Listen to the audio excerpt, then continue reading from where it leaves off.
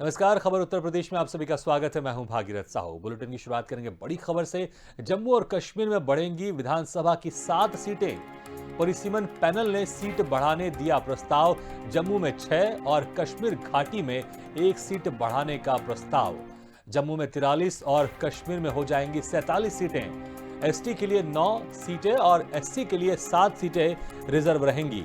PoK के लिए 24 सीटें होंगी रिजर्व। एसोसिएट मेंबर्स ने 31 दिसंबर तक मांगे सुझाव। तो ये बड़ी खबर आपको बता रहे हैं, जहां पर परिसीमन पैनल ने सीट बढ़ाने का प्रस्ताव दिया है। 7 सीटें बढ़ाने का प्रस्ताव दिया है परिसीमन पैनल ने। जम्मू में 6 और कश्मीर घाटी में 1 सीट बढ़ाने का प्रस्ताव। तो ये बड़ी खबर आपको बता रहे हैं।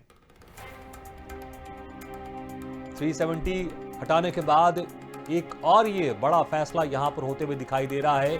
परिसीमन पैनल की तरफ से 7 सीटें जम्मू कश्मीर में बढ़ाने का प्रस्ताव दिया गया है। अगर ये सीटें बढ़ जाती हैं तो जम्मू में 43 सीटें हो जाएंगी और कश्मीर में हो जाएंगी 47 सीटें। एसटी के लिए 9 सीटें और एससी के लिए 7 सीटें रिजर्व रहेंगी। तो ये बड़ी खबर यहां आपको बता रहे हैं।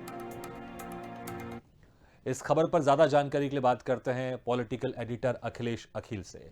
अखिलेश जी, 370 हटाने के बाद ये कयास लगाए जा रहे थे कि परिसीमन होगा और परिसीमन होगा तो जम्मू में ज्यादा सीटें बढ़ेंगी, और यहां पर अब परिसीमन पैनल की तरफ से 7 सीटें बढ़ाने का प्रस्ताव दिया गया है। देखिए, सीटें कहाँ ज्यादा बढ़ेगी, इससे ज्यादा महत्वपूर्ण ये था कि परिसीमन कराकर जो है जम्मू कश्मीर में चुनाव कराना है। और उसके बाद समझिए कि चुनाव या तो पहले सरकार कराए, नहीं तो राज्य का दर्जा उसको दे। इसी को लेकर जो है ना परिसीमन आयोग की रचना की गई थी, और परिसीमन आयोग जो है लगातार इस पर काम कर रहा है। आज भी परिसीमन आयोग की बैठक हुई, और बैठक में समझिए कि इसमें जो है फारूक अब्दुल्ला, हसनैन मसूदी, जितेंद्र सिंह और बीजेपी के 5 सांसद जो है उसमें शामिल हुए। और इसे शामिल होने के बाद जो अभी जो बातें सामने आई है उसमें ये है कि 7 सीटें बढ़ाने की बात चल रही है। 7 सीटों में 6 सीटें जम्मू संभाग से बढ़ेगी और 1 सीट जो है कश्मीर घाटी संभाग से बढ़ेगी। और इस तरह से जो है ना जम्मू के खाते में 43 सीटें और कश्मीर के खाते में 47 सीटें की बात कही जा रही है। लेकिन सबसे बड़ी चीज आपको बता दें कि जम्मू कश्मीर में अभी तक 83 सीटें हुआ करती थी। अगर ये 7 सीटें उसमें और मंजूरी मिल जाती है तो कुल 90 सीटें वहां पर हो जाएंगी। और 24 सीटें, जैसा कि गुलाम कश्मीर जो है पीओके वाली कश्मीर जो है उसमें 24 सीटें उसके लिए निर्धारित है। तो इस तरह से 114 सीटें टोटल बनती है जम्मू कश्मीर के लिए। अब ये देखना होगा कि ये सीटें जो है, क्योंकि जनवरी में इस पर जो है फैसला होना है, और 22 मार्च मार्च में 2022 तक जो है इस पर निर्णय हो जाना है। तो ये जो है अब सरकार के पास ये प्रस्ताव आया है, सरकार उसमें कितना है या क्या उसको है, या और सीटें बढ़ाने की बात होगी या घटाने की बात होगी। लेकिन ये एक बड़ा महत्वपूर्ण कदम है जिसकी मांग काफी लंबे समय से की जा रही थी।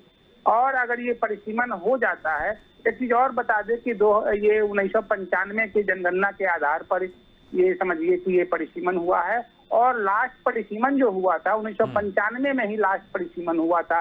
उसी परिसीमन के आधार पर इस परिसीमन को आगे बढ़ाया जा रहा है। तो ये तमाम चीजें हैं, और 2011 की जनगणना और 1995 का लास्ट परिसीमन, ये दोनों को केंद्र में रखकर ही ये जो है इस परिसीमन को अभी केंद्र में रखा गया है, और इसी पर ये सीटों की बात कही गई है।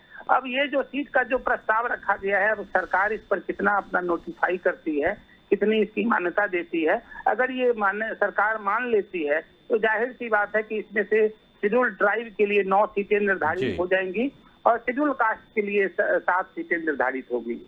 बिल्कुल, वाकई ये भी एक बड़ी इंपॉर्टेंट बात है, क्योंकि अभी तक वहां पर इस तरह की आरक्षण फैसिलिटी वहां पर नहीं दी जाती थी। अगर ये परिसीमन होता है तो एसटी के लिए 9 सीटें और एससी के लिए 7 सीटें रिजर्व हो जाएंगी।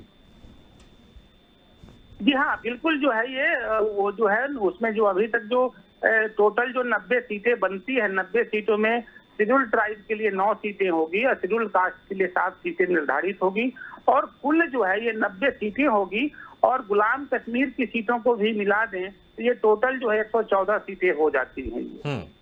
जी। अच्छा, जी। अगर ये परिसीमन अभी जो 31 दिसंबर तक इसमें सुझाव मांगे गए हैं, तो किस तरह से और किनसे सुझाव मांगे गए हैं? और अगर ये परिसीमन जो प्रस्ताव है, अगर ये पारित होता है, तो बीजेपी को कहीं ना कहीं इससे फायदा तो जरूर होगा। बीजेपी को फायदा निश्चित तौर से वहां पर जम्मू संभाग में होगा। कश्मीर में ज्यादा बीजेपी की कठिन नहीं, लेकिन सबसे बड़ी चीज है कि जम्मू कश्मीर को लेकर जो चीजें राजनीतिक रूप से जो समझिए कि एक पॉलिटिकल पार्टियों के बीच में जो एक हड़कंप मचा हुआ था और काफी लंबे समय से इसकी मांग की जा रही थी कि वहाँ चुनाव कराए जाएं।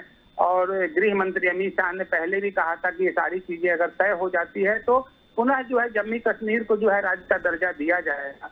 ये दो चीजें, एक तो चुनाव है, दूसरा राज्य में पूर्ण राज्य में उसको परिणत करने की बात है।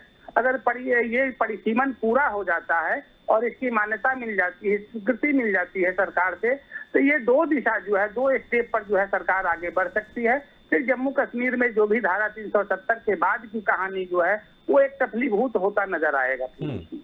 ये परिसीमन के जो प्रस्ताव दिया गया है, इसको लेकर क्या लग रहा है आपको? जो विपक्ष की जो पार्टी है, कांग्रेस है, फारूक अब्दुल्ला की पार्टी है, महबूबा मुफ्ती की पार्टी, उनका क्या रिएक्शन होने वाला है इस परिसीमन प्रस्ताव पर? देखिए, फारूक अब्दुल्ला भी, ये जो आज की जो बैठक थी इसमें फारूक अब्दुल्ला खुद शामिल थे और हसनैन मसूदी और जितेंद्र सिंह समेत बीजेपी के 5 सांसद इसमें शामिल थे आज की जो परिसीमन आयोग की जो बैठक थी। और जाहिर सी बात है, फारूक अब्दुल्ला पहले भी कह चुके हैं कि इस परिसीमन से बहुत ज्यादा लाभ नहीं होना है, क्योंकि वह पूर्ण राज्य की मांग करते रहे हैं और ये है धारा 370 के खिलाफ जाकर बोलते रहे हैं। तो ये देखना होगा कि इसके बाद एक तो ये है कि पहली बात है कि सरकार इसकी स्वीकृति दे, दूसरी बात है इस स्वीकृति के बाद जो वहाँ चुनाव होते हैं तो राजनीतिक परिदृश्य क्या होता है, किस पार्टी को कितना लाभ होता है, ये देखने की बात होगी, क्योंकि समय के साथ तमाम चीजें बदलती रहती है। जी, बिल्कुल अखिलेश जी, बहुत बहुत शुक्रिया इस तमाम जानकारी के लिए। तो परिसीमन पैनल ने 7 सीटें बढ़ाने का प्रस्ताव दिया है, जम्मू में 6 और कश्मीर में 1 सीटें बढ़ाने का प्रस्ताव दिया है।